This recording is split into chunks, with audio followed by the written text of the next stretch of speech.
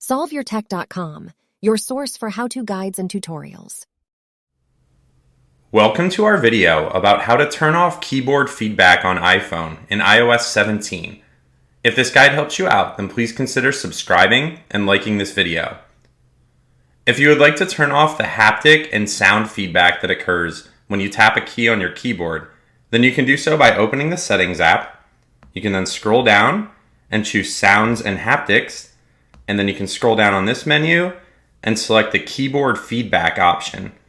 Here you'll see that there's options for sound and haptic, so if you would like to prevent any kind of feedback while you're typing on the keyboard, then just make sure that both of these are off.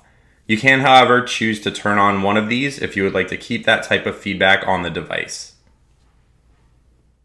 Make sure to like this video and subscribe to our channel to see more tech guides like this one. For additional information on this topic and to read the entire article, click the link in the description to visit solveyourtech.com.